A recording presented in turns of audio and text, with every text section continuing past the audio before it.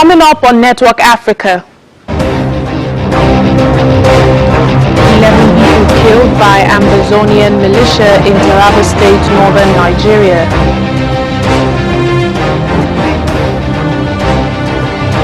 Doctors in Sudan says at least 14 people killed during anti-coup protest in Khartoum.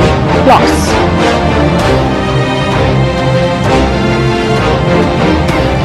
the Prince of Wales and Duchess of Cornwall arrive in Cairo for start of a 2-day visit to Egypt.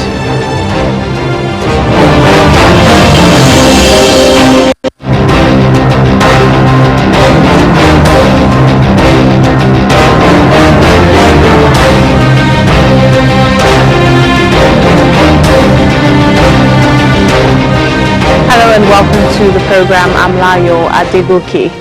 Suspected Amazonian fighters from the Republic of Cameroon have reportedly killed 11 persons, including a traditional ruler in Taraba State, in what may be considered a daring attack on Nigeria's territorial integrity.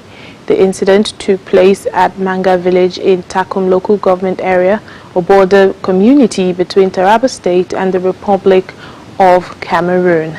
Confirming the incident to Channels Television, a brother of the slain traditional ruler, Joseph Manga, who is also a senior special assistant to the Taraba State governor, said the Amazonian soldiers first attacked the border community in Cameroon before crossing over to Nigeria. Doctors in Sudan say 14 people have been shot dead by security forces as thousands took to the streets to protest against the recent military takeover. Activists had called for mass demonstrations to mark the day when a civilian was supposed to assume the leadership of the governing Sovereign Council on Wednesday. The man who led the last month's coup, General Abdel Fattah al-Burhan, dismissed the government, arrested dozens of politicians, and named himself the head of a new sovereign council. Doctors in the capital, Khartoum, say tear gas was fired inside hospital buildings, and soldiers have prevented some of the wounded from being treated. The United Nations mission in South Sudan recently organized a 3-day forum in Juba, bringing together recently elected leaders at the county level across central Equatoria to sensitize them on the important role they play in ushering in a new era of durable peace and development for all citizens of the South Sudanese state. The workshop was focused on building confidence and capacities among community leaders and encouraged them to actively support ongoing efforts by all stakeholders to mitigate conflict and foster reconciliation.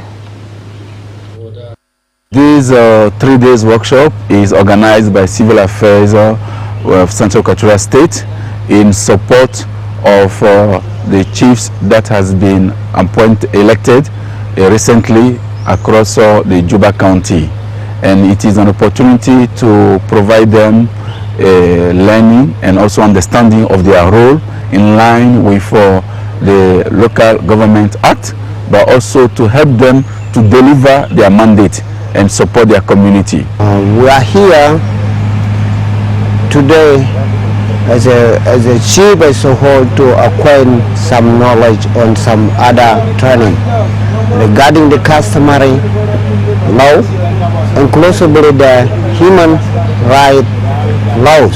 As they are entering their new job, I think it will give them more powers to go and work with their communities. Today there will be a swearing in of these chiefs. The swearing in will give them judicial powers so that they can go and educate civil suit according to that traditions. There are ongoing delays in the electoral process in Somalia, which the UN representative of the Secretary General for Somalia, James Swan, says it continues to stall the progress in other critical areas. Presenting the latest report of the Secretary General on Somalia, Mr. Swan, who is also the head of the United Nations Assistance Mission in Somalia, said the humanitarian situation in the country remains dire, compounded by conflict, displacement, and disease outbreaks.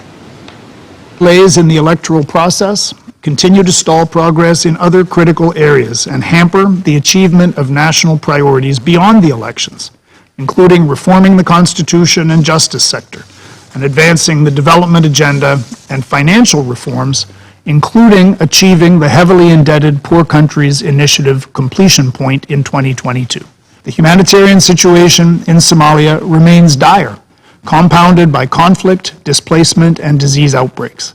Somalia is also on the front line of recurrent climatic shocks, exacerbating the humanitarian emergency. Humanitarian partners estimate that 7.7 million Somalis will require humanitarian assistance in 2022. Some 1.2 million children under the age of 5 are likely to be acutely malnourished in 2022 without immediate treatment. Some 2.9 million people are estimated to be internally displaced throughout the country, one of the highest numbers of IDPs in the world. Al-Shabaab's effort is increasingly and deliberately directed at disrupting the electoral process, with attacks on some election centers, indirect fire attacks against AMISOM fortified bases, and increased public execution of individuals working with Somali security forces and AMISOM personnel.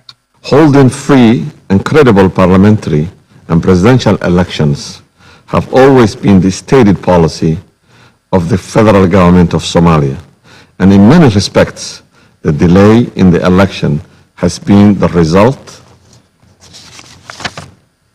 of a need to ensure all stakeholders are not only informed of the process, but accept it in order to ensure the legitimacy of the administration post-election.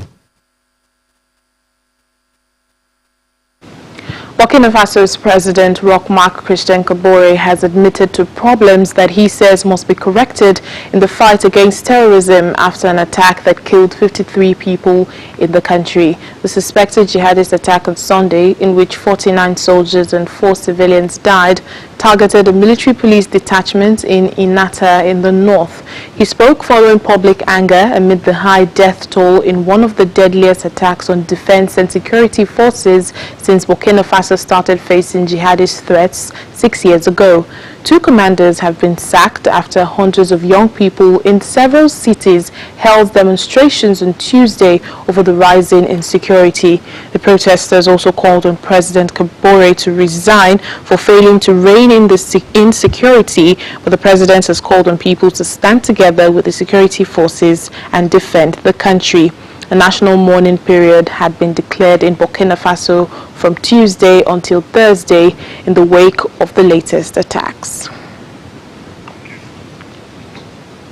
Nigeria today is hosting its Country Day at the 2nd edition of the Intra-African Trade Fair taking place in Durban, South Africa. The Country Day opportunity at the IATF 2021 provides select countries a platform to promote business sectors, trade credentials, export market products and services, and also capital market opportunities. The event will have business leaders, governors, and musicians in attendance. Is set to hold its Country Day at the Intra-African Trade Fair holding in Durban, South Africa. Following the theme of building bridges for a successful after, the Country Day feature allows selected African countries to showcase and promote their trade and investment opportunities for one day. Visiting Nigeria's pavilion, the Niger State Governor says he's impressed with the variety of made in Nigeria products present at the fair. I took time to go around and I saw a lot of made in Nigeria products. I'm highly impressed. To be honest, some of what I saw I never knew we could produce or manufacture in Nigeria. It means we're in the right direction. And if we continue at this trend, I believe very soon Nigeria will move from a major importer to a major exporter. The Nigerian Export Promotion Council is spearheading Nigeria's participation at the IATF and believes the fair will provide an opportunity for the promotion of trade between Nigeria and the rest of the African continent. Nigeria, Mr. Ebenezer. Over the past 3 days, IATF has featured debates and discussions to help overcome the obstacles holding back trade on the continent. Not until when we face some critical areas and resolve them, we will not move forward. One, even if you produce the goods, how do you move them when half the continent is in crisis? We can't be accredited. When are we going to create an African standard? We are not reinventing the wheel. We create an African standard so that we trade with each other, and whoever comes on the continent to do business, they align with our standards. There's still a huge problem in terms of businesses knowing what is available in what country. So you still find situations where African businesses are importing things from outside the continent that they can actually procure more, less expensively and more locally from another country on the continent. Meanwhile, on the sidelines of Day 3, Côte d'Ivoire has been announced as the host country for the 3rd edition of the fair in 2023. Teniola Shoboale, Channels Television News. Well, joining us now is a Nigerian entrepreneur at the Durban Trade Fair, Gabi Ibiabuchi. Is the creative director for 1206. Thank you for speaking to us on Network Africa. Hello, thank you very much. How are you today? I'm very well, thank you. Well, it's Nigeria's Day today. How is that beneficial to you as an entrepreneur at the trade fair? Well, I feel proud of being a Nigerian today because, well, always anyway, because with Nigerian Day today at the trade fair, everybody seems to be talking about Nigeria. And we have a lot of stands here, so we are well represented and I'm happy. You can see I'm wearing my green, designed by my brand, and then I had to put my name in white today, just for this special day. So it's amazing here in Durban. Well, so what are you and traders like yourself, hoping to fulfill at this year's, hoping to achieve rather, at this year's trade fair? Well, I believe we have a galaxy of the best of entrepreneurs right here in Durban. Finding one trade partnership for the other. Personally, I'm a fashion designer, and my brand has grown beyond the shores of Nigeria. We have demands from all over the continent and beyond.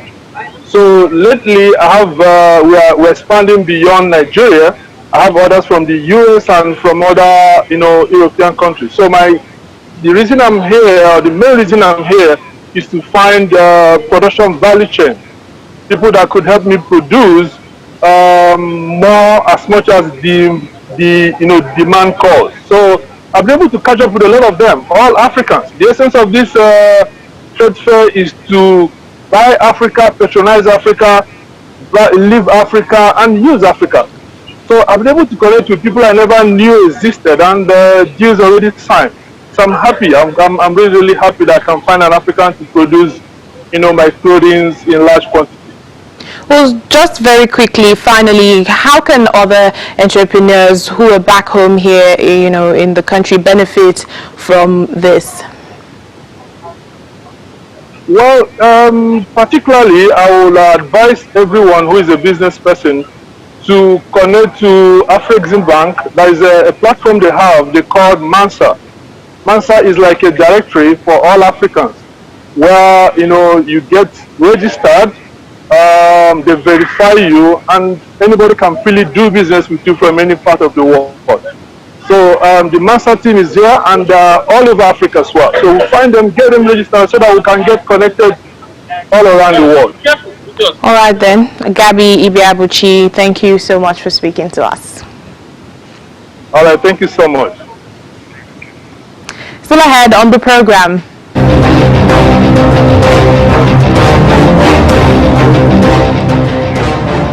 As a result of peace brought on from global health crisis shutdowns, the shores of western Senegal witnesses a rise in the number of endangered turtle nests. Welcome back to the program. Britain's Prince Charles and his wife Camilla, the Duchess of Cornwall, have arrived in Cairo, where they were welcomed by Egypt's President Abdel Fattah al-Sisi. The couple landed at Cairo airport before being formally greeted by al-Sisi and his wife, First Lady Entisa Amir, at the Al Ittihadiyya Palace. Well, the British royals are expected to take a tour of Old Cairo and see the pyramids of Giza during their visit. Their tour of Egypt follows a 2-day stop in Jordan, where they arrived on Tuesday, marking the first overseas tour by senior British royals since before the COVID-19 pandemic.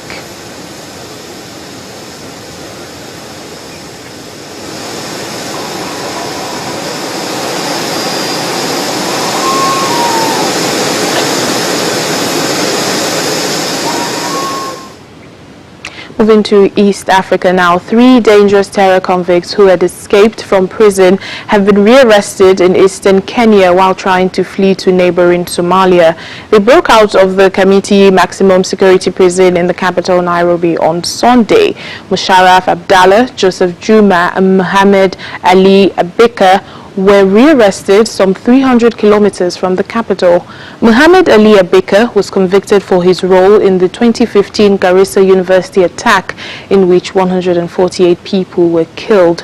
One of the other fugitives was arrested in 2012 over a failed attack on the Kenyan parliament, and the third person for trying to join the Al-Shabaab militant group in Somalia. Well, President Uhuru Kenyatta has signed into law a new refugee bill that allows asylum seekers easier access to education and opportunities to integrate and earn a living. It comes just 6 months before a planned shutdown by the authorities of 2 camps housing more than 500,000 refugees. The authorities say the camps have been used as breeding grounds for terrorists they blame for some of the worst attacks on Kenyan soil. Kenya has been in a protracted struggle with the UN Refugee Agency over plans to shut down the Kakuma and Dadaab refugee camps that for decades have been a home to 500,000 refugees, mainly from Somalia and South Sudan. In September, the president rejected an earlier bill that sought to compel the state to provide housing and social amenities to refugees at special transit centers.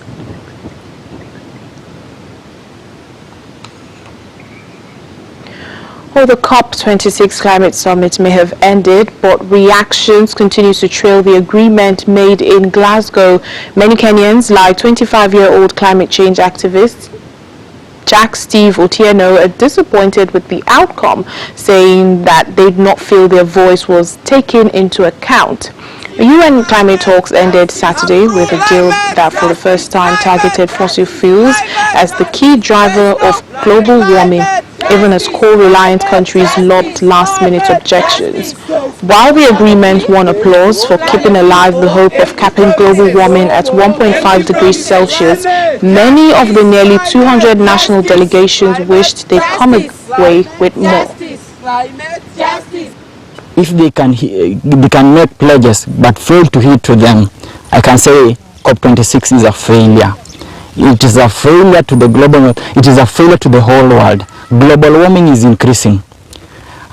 Floods are increasing. The terrestrial ecosystem, the marine ecosystem where we get our fish, the fish production is going to reduce, and hunger will increase globally. It is seen globally that we are suffering, and they have denied us funds. So this is going to really affect on us, because extinction of these plant species is going to continue. We are going to continue dying. The sandy shores of western Senegal are historic nesting sites for several threatened species of sea turtle. With beach activity sluggish amidst the COVID-19 pandemic, turtle nests are appearing in greater numbers than ever before, with up to 150 hatchlings emerging from each one before sprinting across the sand to their new life in the ocean. On a moonlit store in western Senegal, baby turtles sprint towards the Atlantic Ocean. The West African country's sandy beaches are historic nesting sites for several threatened sea turtle species. But in recent decades, increasing fishing, tourism and construction have deterred the country's 3 species of turtle, which all appear on the extinction red list from nesting along its urban coasts. However, the global health crisis and its accompanying restrictions, which led to darker beaches with less light pollution, has had a positive impact on the turtles. The borders were closed, so there were not many people on the beaches or in the hotels. There was less light, and so more turtles came to lay their eggs. This is why since last year we've seen such a return of sea turtles. Although there were small nests here and there, last year we saw a great influx. In Gurel, just south of capital Dakar, 15 turtles nested on the beach last season, up from just 2 the previous year, according to Environment Ministry records. But as more people return, the turtles keep their distance. Researcher and marine conservationist Charlotte Thomas has a stark warning if nesting rates return to pre-pandemic levels. Turtles, for those who do not know, play the role of ocean cleaners, and they are often called ocean garbage collectors elsewhere. They regulate marine algae by eating them, and marine algae is depended upon by a lot of other species such as tuna, lobster and shrimp. If these turtles were to disappear, that will create an imbalance in the food chain and threaten the entire ecosystem. In the meantime, baby turtles continue to make their way towards the ocean with the help of volunteers. Commuters in Côte d'Ivoire's bustling commercial capital, Abidjan, are turning to waterways to escape worsening road traffic, with growing boat fleets offering faster and cheaper trips across the lagoon. Almost every neighborhood in the city of 5 million is on the water, presenting an attractive alternative. Côte d'Ivoire's government estimates that Abidjan's residents spend about 3 hours a day in transit, often on congested, poorly kept roads. And so in 2016, the government liberalized transportation on Lagoon to attract more private boat operators, with plans to build a modern water station in each city district. There is real movement underway on the lagoon, and the state is working to have boats that are safer for the population so they can feel more secure. We're also working to modernize the equipment and the docking stations. We want to make them more attractive, allowing users to come with their cars, leave them at the station, and go to their destination. Currently, about 100,000 people per day travel by water in Abidjan, and nearly half in traditional boats. The state wants to see 300,000 travelers per day in the next 5 years, and to have 200 modern boats in operation, compared to about 50 at the moment. But for now, some commuters like Alani Tajo, who use older boats departing stations where people have to queue on narrow wooden pontoons, says this is not enough. There are not enough ferries. Today, when you take the bus to go to Sogon, you can see that the roads are congested. You leave at 4 p.m. and you arrive in Abidjan at 10 p.m. There's a problem. To take advantage of this potential market, the company Aqualines and its South African partner Nautic have brought in bus boats that can carry more than 200 seated passengers. The trip from the Yunkumbon district to downtown costs 300 CFA and takes 10 minutes on one of Aqualines' boats, compared to an hour-long journey by road that costs twice that amount. The boat station is crowded all day. In the next 2 to 5 years, the company hopes to reach 100,000 passengers, since it is planning in the medium term to have 44 boats and 10 stations over the entire Abidjan territory. So this is to give all the people who live in different parts the opportunity to use our lagoon to reach their destination. The company plans to increase its fleet to serve 100,000 passengers per day in the next 2 to 5 years, compared to around 12,000 passengers at the moment. And that's it on the program today. Thank you for watching. I'm Layo Adegoke.